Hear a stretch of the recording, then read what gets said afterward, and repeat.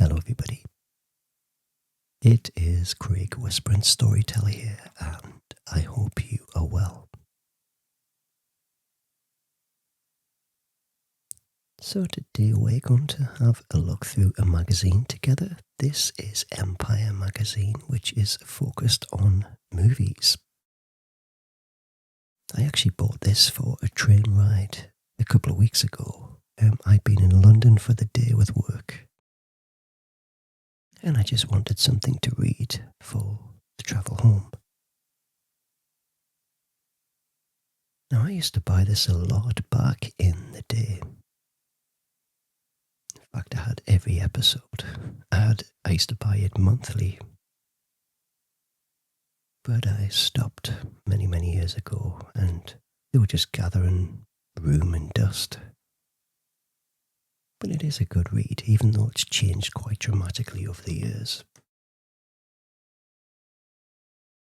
So if you're a movie fan, you might enjoy this, and if you're not, well, you can just have a listen and just hopefully relax with me.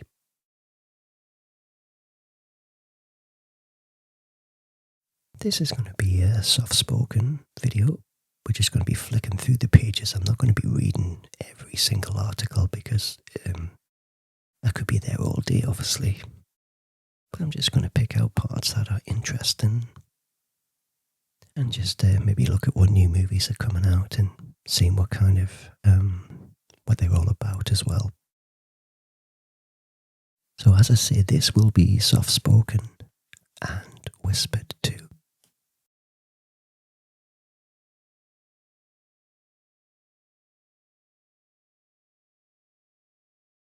Now, I'm a big fan of Jaws, you probably already know that. And this is a good show called The Shark is Broken.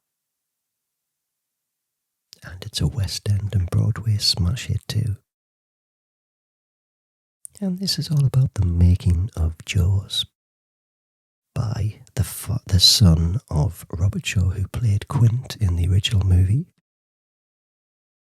And I don't know if it's kind of them just talking about the making of the movie as if they're the three actors, Richard Dreyfuss, Roy Scheider, played by Fred Brandenburg and Ashley Margulies.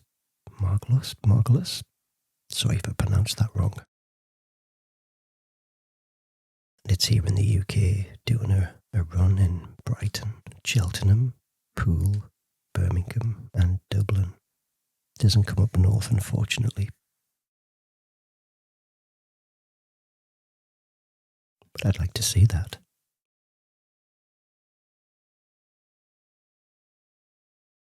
What do you think of these live shows, with the live music accompaniment with a movie?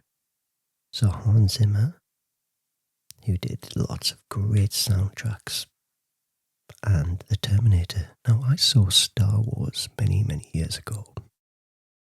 It wasn't the full movie, but it was kind of clips of the movie on a big, huge screen, and there was a live orchestra kind of playing along with it. It was really good. I enjoyed it.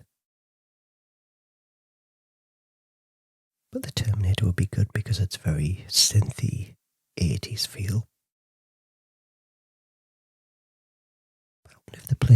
I wonder if they're playing the movie, the whole movie, and it's kind of live soundtrack for the whole, or if it's clips like they did with that Star Wars one.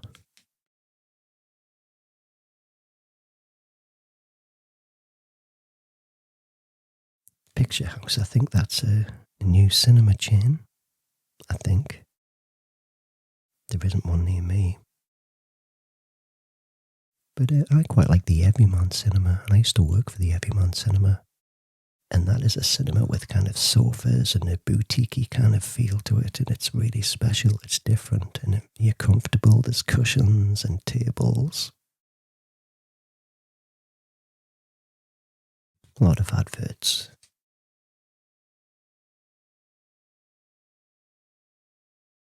And this is the late essential intel from Hollywood and beyond.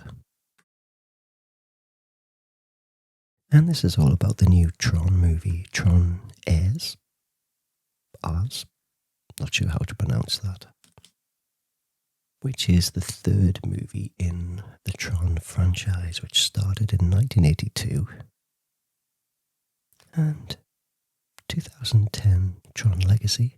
So it's been a good 15 years since this one's come out, but I wonder why they've waited so long. Got a bit of a sore throat this morning as well, so my voice is probably a little hoarser than it normally is. Now, I haven't seen Tron.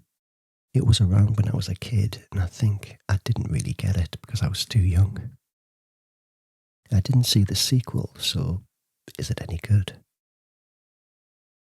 But it's coming in cinemas from October this year, so this is really early kind of story.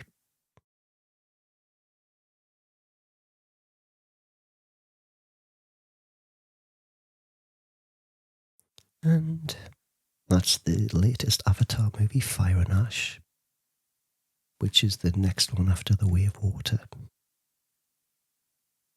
I kind of saw The Way of Water on a 4D experience, with the moving seats and the 3D glasses, all of that. It was really good. I enjoyed it. I enjoyed the first one better, I think. What did you think of Way of Water, and are you looking forward for Fire and Ash?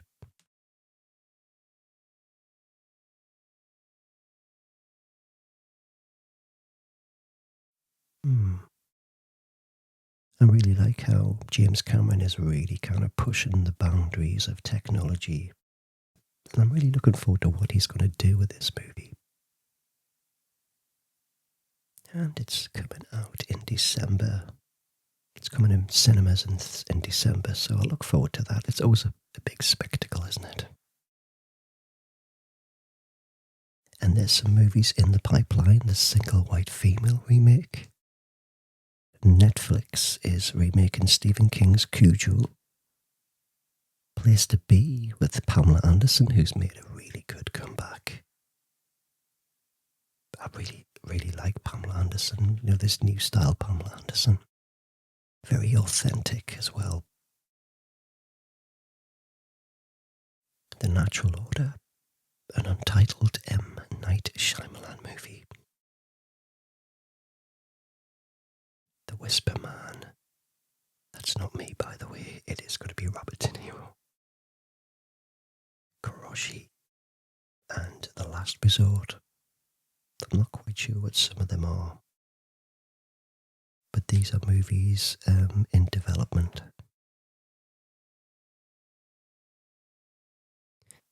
This one looks good. It's called The Soul Path, and it stars Gillian Anderson and Jason Isaacs. They play a real-life married couple, Raina and Moth, who, in the face of financial destitution and a terminal diagnosis for Moth, set out to walk the southwest coast path, with their remaining belongings packed in rucksacks. So they're on this kind of spiritual journey, I guess. Yeah, that sounds really good. Be something I would like to watch. And this one here is The Monkey, which is a Stephen King. Is there anything Stephen King hasn't written that hasn't been filmed yet? Yeah, but this one is a horror movie, and it's about this killer monkey toy. I'm not really sure what it's about, like the details of the plot. Have you seen it? Is it any good? Would you recommend it?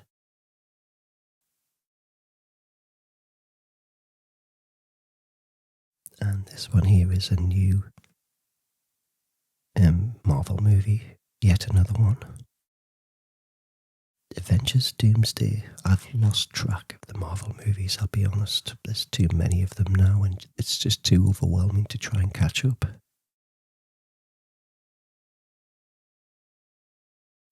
And people say Thunderbolts, the new one, is really, really good, and it's kind of Marvel returning back to form. What's your take on it? Do you enjoy these movies? Or do you think they're oversaturated now and getting a bit tired? Be good to get your thoughts on that one. But that's the most epic casting announcement. Look how many people are starring in this movie. I mean, that is an ensemble.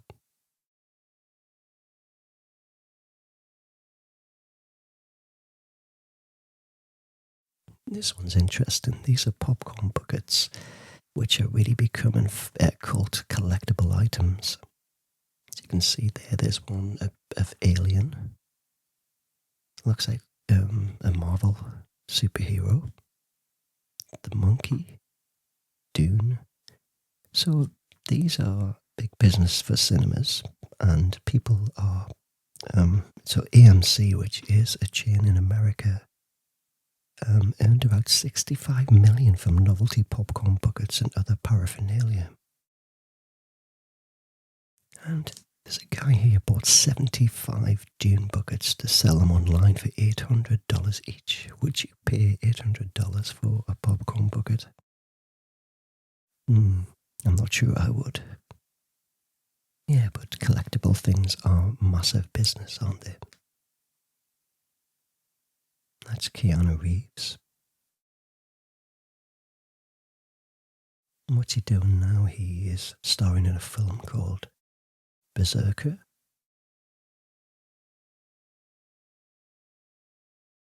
It's a comic book series that Reeves co-created. And this is The Odyssey by Homer, which has been reimagined with Ralph Fiennes playing the lead part.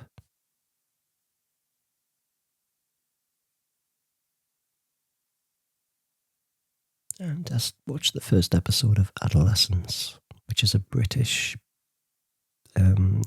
drama series about this child who's caught up in this murder charge. And it's a really interesting take because it all looks as if it's taken place real time. It's very clever, but I only watched the first episode. I haven't gone back and watched any more yet.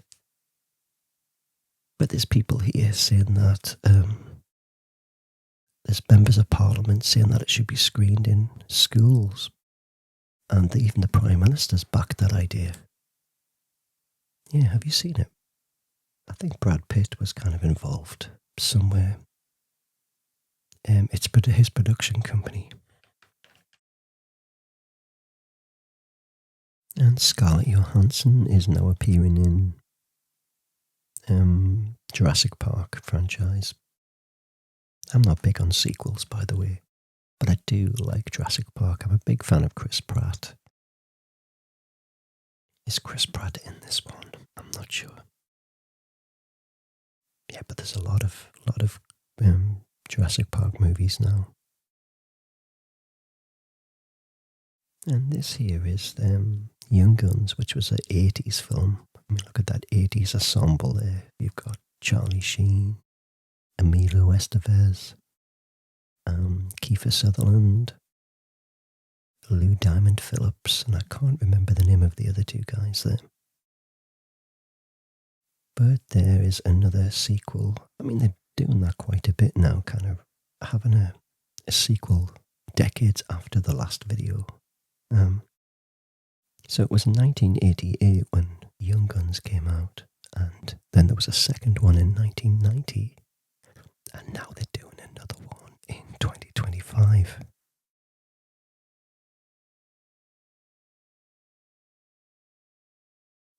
I mean, they've done that with Ghostbusters too. And there was another one which I can't remember, but they did another video like years and years after the last one. And Lilo and Stitch, which is another Disney live imagining after the disastrous Snow White.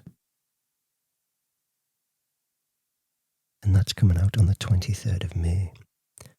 So Disney is still going hell for leather with these reimaginings, even though people seem to criticise them.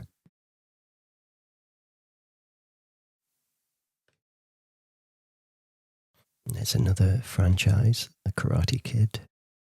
Karate Kid Legends. Is it the same story though? Just, a young boy getting trained by the older guy.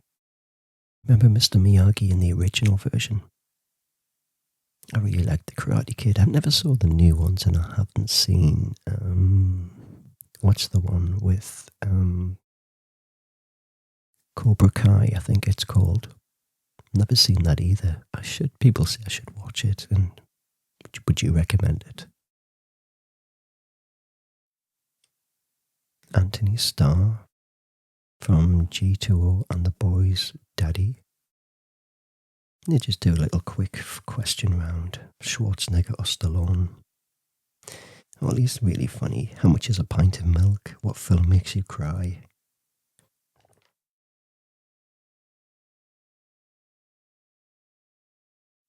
Okay, this is the bit that I've been looking forward for. These are reviews.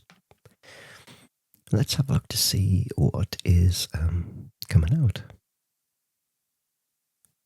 So here's a film called Warfare, and it's directed by Alex Garland.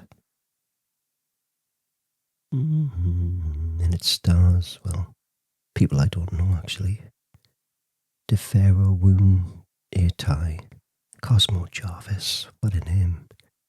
Will Poulter and Joseph Quinn. So the plot is in 2006, in Iraq, seizing an apartment to surveil the area, a group of Navy SEALs find themselves bombarded by Al-Qaeda insurgents. So that's an interesting idea. It kind of makes me think of Zulu, where the guys holed up in this area which has been surrounded by the enemy and they've got to survive. So this sounds like a really smouldering chamber piece. I'd be interested to watch that. I can't imagine it being an easy watch. I can imagine it being quite grim. Empire have given this 5 stars, which is very rare, so this must be a really good movie. And the verdict: war is hell and warfare refuses to shy away from it. Free of the operations of most supposed anti-war films, it's all the more effective for its simplicity and its respectfully grueling. And here's Holland with Nicole Kidman. And the plot is when Nancy van der Groot, Kidman, suspects her husband is having an affair, she uncovers an even darker mystery. 2 stars.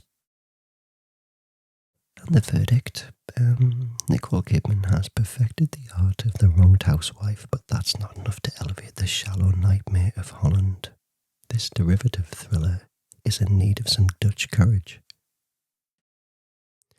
And there's Adolescence, that TV show that I mentioned a few pages ago. After collaborating on Boiling Point, Stephen Graham and director Philip Baratini have reunited for a tense 4-parter. Like the film this series is based on, each episode of this new show is shot in one continuous take. But instead of screaming bloody murder at pots and pans, the script here by Graham and Jack Thorne deals with an actual murder, and one that tears the local community apart. It's heavy stuff, but extraordinary. The performances are remarkable. Graham plays the walking bruise of a man. Ashley Walters brings warmth to the investigating officer, while the 15-year-old Owen Cooper astounds. It's all results in a tactic and a triumph of creative and technical artistry, and one of the year's brilliant finest so far. So I'm going to go back and watch the rest of that. I think I'm inspired to give it a try again. And this one is The Dope Thief, which is 2 Philly felons inadvertently rip off a major drug operation, putting them on the wrong side of a cartel, a gang of bikers, and the cops. It's got a 4 stars, so that's quite respectable, and that's a TV show. And it's on Apple TV.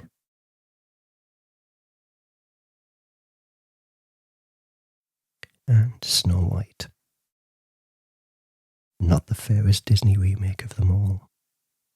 When the evil queen commands that her stepdaughter Snow White must be killed, the princess must somehow fight for her people. I haven't seen it, but it's been very, very mauled by everybody, I think, this one. I always thought it looked pretty good, but people just haven't taken to it at all. And Empire's verdict is it's at its best when the old-fashioned song and dance princess story, but it's effective, but at its worst is any scene involving the digital dwarfs. Yeah, there was a big hoo-ha about not using real dwarfs and having them as CGI. I'd check it out, I will check it out, but just when it's available to watch on Disney Plus, I think. And it's got 2 stars, so that's really poor.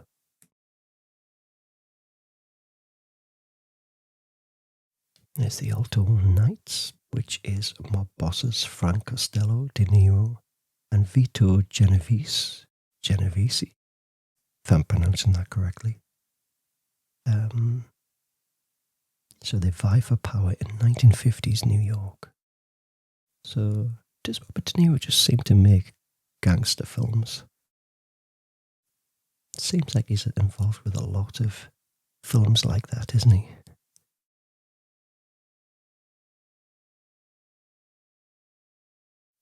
And the verdict is 3 stars, and it may be occasionally clunky and rambling, like a story told by a grandparent, but The Alto Knights reminds us that De Niro will always be cinema's greatest gangster.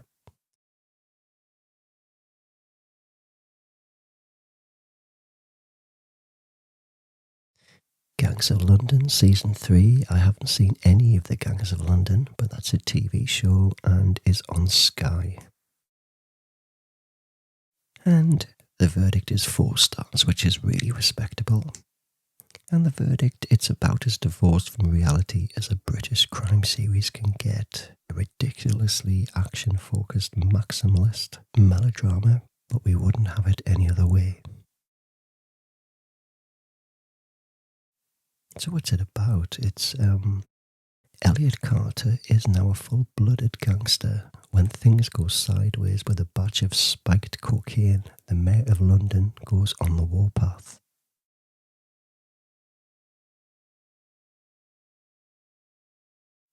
There's something there with John Lennon and Yoko Ono, which is a film. It looks like it's a documentary.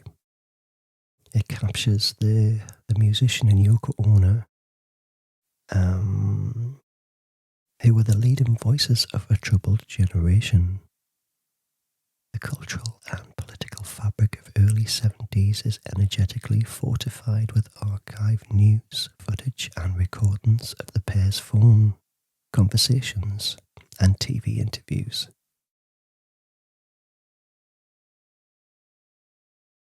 Yeah, a lot of people think Yoko caused the breakup of the Beatles. But this is a good piece of history and seeing how they impacted. And it's an intimate look into their very, very public life. The Black Bag.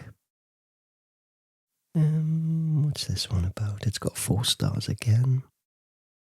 And it stars Cate Blanchett and Michael Fassbender.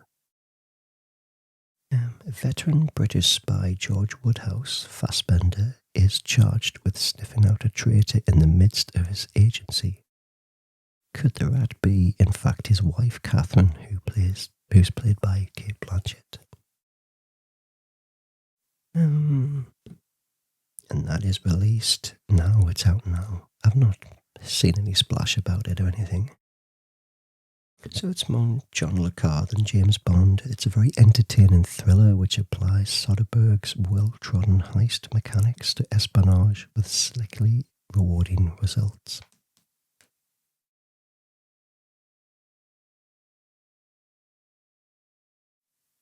There's I Am McLovin. I Am McLovin.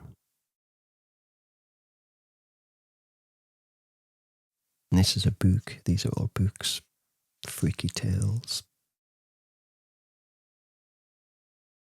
These are games. Wow, so Empire now does book reviews and game reviews. Oh, this is a film, actually. Yeah, The Surfer, Nicolas Cage. This is about a man, Cage, looking to buy a house in a seaside community, comes into increasingly violent conflict with a territorial group of surfers.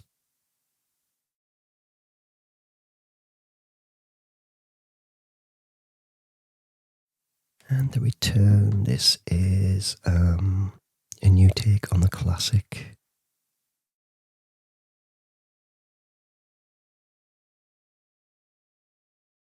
Ten years after Troy's fall, Odysseus, am I pronouncing that right, finally reaches his home, Ithaca, where suitors are pressuring his wife Penelope to remarry. And it's got 3 stars.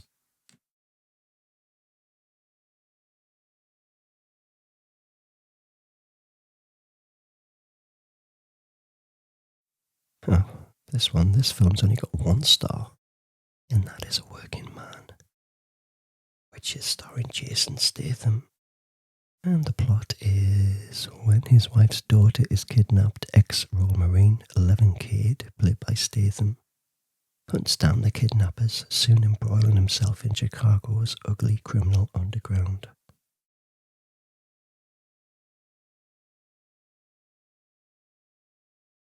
And the verdict is, like a parody of a Jason Statham film without any of the joy that might imply, this Working Man just does not work. Oh, he's the Jaws bit. Shark Tale. As Steven Spielberg's Jaws hits half a century, we bow down to one of the greatest films of all time, rallying Hollywood superfans dissect the head, tail, the whole damn thing. Yeah, I'm a big fan of Jaws. So that is the author of the original story, Peter Benchley, who wrote the book. And it just reads how a newspaper story inspired the story, the book itself. Oh, look at that, that's the actual script in Universal Studios. You can see there, there's some writing. I think that might be a page from the original Jaws screenplay by Lorraine Gary, who played Ellen Brody. And you can see where she's written in some of her lines. Really interesting.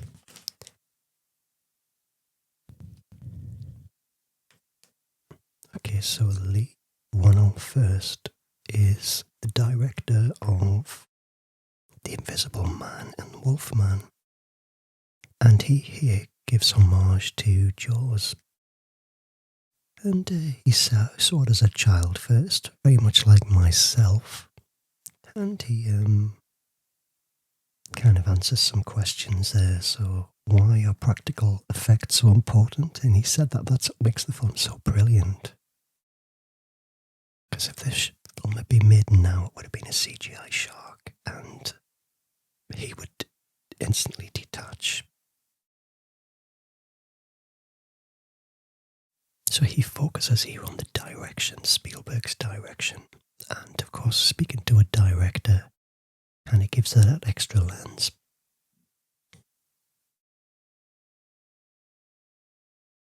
And Simon Pegg talks about Roy Scheider's Martin Brody.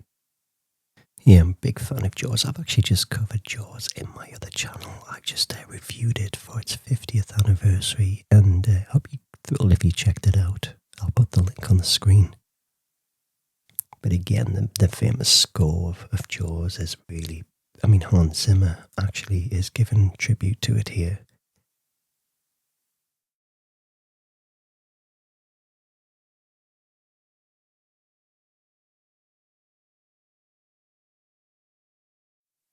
Special effects veteran Shane Mahan dissects Jaws, son of a beach. And this is all about the shark, and and he was called Bruce, which was the name of Steven Spielberg's attorney. So they nicknamed the shark Bruce, and he didn't work often through many takes. The shark malfunctioned, which resulted in Spielberg trying to be a bit more inventive with the film, so you didn't actually always see the shark. I think the film works much better with that happening, because if you saw the shark all the time, it would kind of desensitize us a little bit. So when we do see little glimpses of him, it makes it all the more effective. but it's one of my favourite films of all time. Actually, the Jaws game has just been released for the 50 years. You remember that game at all? With the shark, where you had to put things, take things out of his mouth, or put things in his mouth. I can't remember which way it was. And the shark's mouth would just kind of close all of a sudden and make you jump out of your skin. But they've just released a 50th anniversary edition where the shark is a little bit more detailed because it was quite crappy back in the day.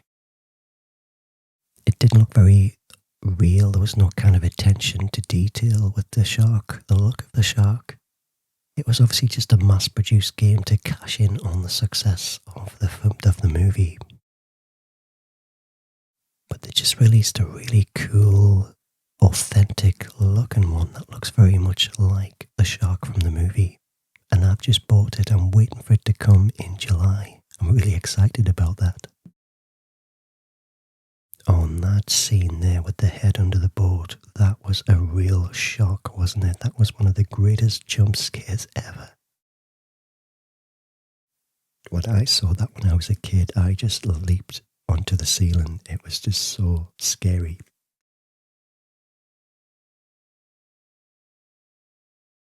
And Robert Shaw played Quint, and it was just a masterpiece of acting. I really, really loved his performance. And here they talk to Robert Shaw's son, Ian, who looks a lot like his dad.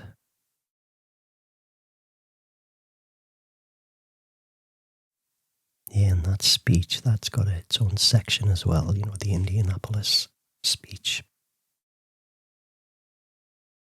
And there's been a lot of speculation about actually who did write that scene. But legendary filmmaker John Milius apparently came up with the Indianapolis monologue.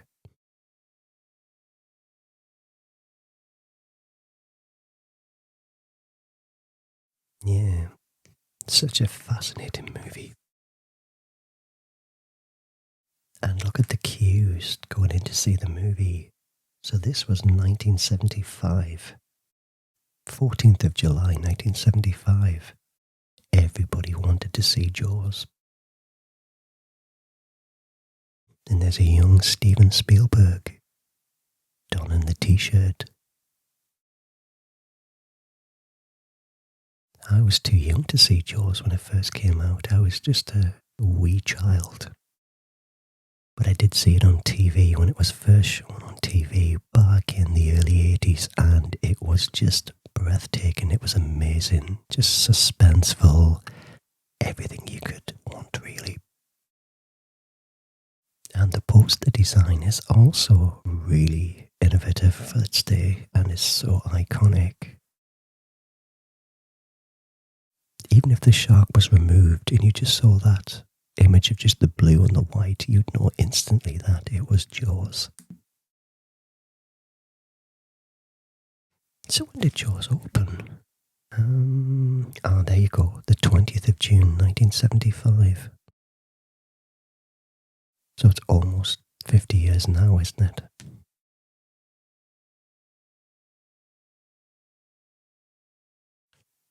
Such a good movie.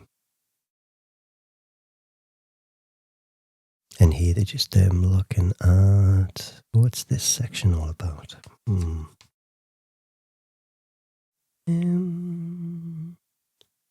For his follow-up to acclaimed drama Waves, director Edward Schultz teams up with Weekend's Abel Tesfaye. Alright, so this is another movie called Hurry Up Tomorrow. That's coming. I'm not sure what that's about. It's a psychological thriller, an alternative reality. It's quite an in-depth interview there. I think it's the singer of The Weeknd. So what happened, I wonder? Okay, I think I've got it now. So this is based on a real event that took place with Abel, who was the lead singer of The Weeknd. It was the final show of his 2022 North American tour, when he was struggling to get through the opening track of his set. I'd gone on stage before with flu, a high fever, and injuries after deaths in the family and breakups. He was always able to rely on his voice, he told Empire. So less than a minute in, he stood atop a John Carpenter-esque replica of a burned-out skyscraper and his voice began to falter. Realizing he couldn't fight through the problem, he departed the stage, reappearing minutes later with an emotional apology. "I can't give you what I want to give you," he told fans. A line in some parallel universe might have been the chorus to one of his heartache-adorned anthems. So social media footage of the incident showed fans applauding compassionately in the moment of panic and paranoia. So this is real, this really did happen. And they made a movie about it. So this was co-written by him and it stars him. And it's an alternative reality account of that incident on stage, accompanied by a tie-in album of the same name. How interesting.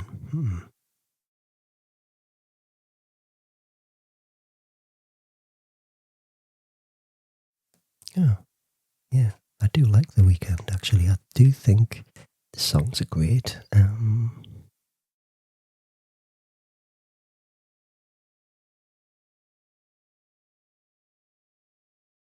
And this is another Star Wars, En Andor.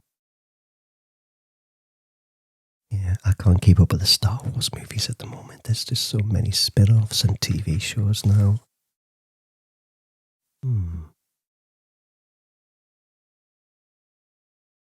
Yeah, I just haven't caught up with a lot of the spin-offs that's been on TV.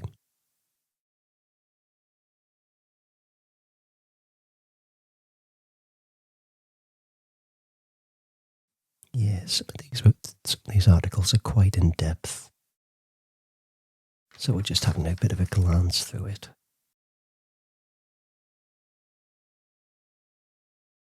Who's this guy? He is Alexander Skarsgård. And what's he in? He plays a rogue android in Murderbot. So it must be a new movie coming out.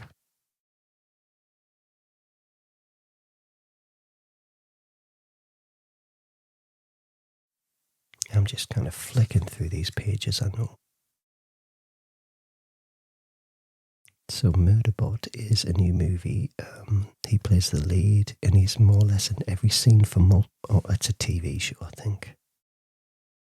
Yeah, it's on Apple TV from the 16th of May. Oh, Final Destination is coming back as well. They were really popular movies back in the early noughties. I did like Final Destination. So if you're not familiar, it's a group of people who kind of escape death by surviving an accident, and because they've cheated death, death comes looking for them. Yeah, in the first movie there was a plane crash and they survived the plane crash, and kind of death was waiting around every corner, so it was really kind of tense. But they're reimagining the series now, and inevitably it'll be making money.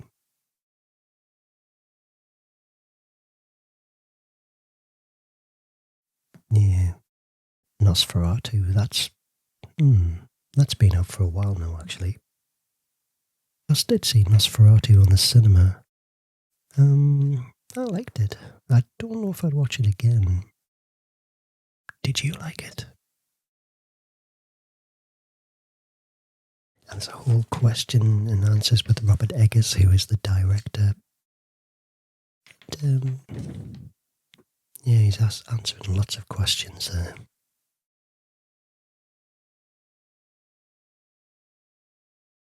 Moana 2. Again, there's so many Disney remakes and sequels. But Moana 2, Moana was good. It was a decent film, that was.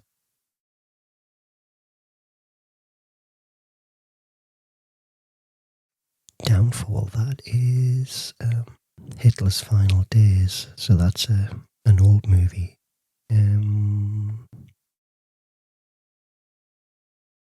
Yeah, it's been out for a good few years now. I did watch that, actually, but I can't remember a great deal about it. And Gene Hackman, who passed away recently, a great actor. But I think they're looking here to see what his greatest roles were. So he was in The French Connection, he was in Superman. I loved him as Lex Luthor in Superman. He was in The Conversation.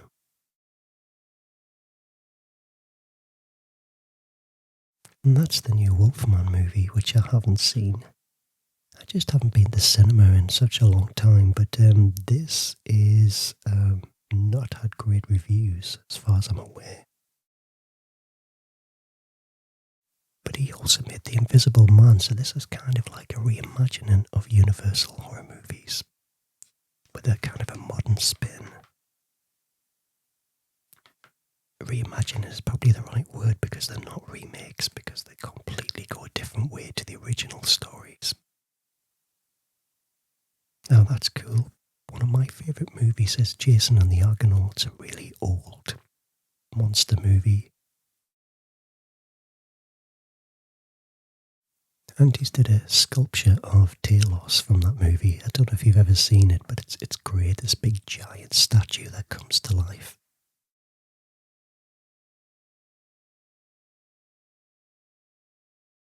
I bet that's expensive, but if there's only a small number of these made, then naturally it's going to be quite expensive. It Happened One Night, that's an old movie from the 1930s.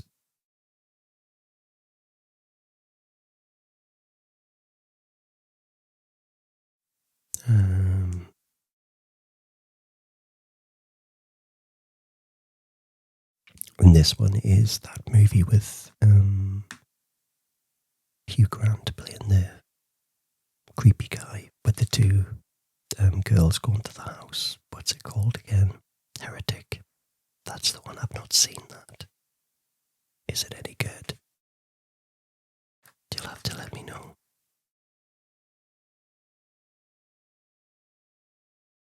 This is a quiz about Peter Jackson. But I'm going to leave it there.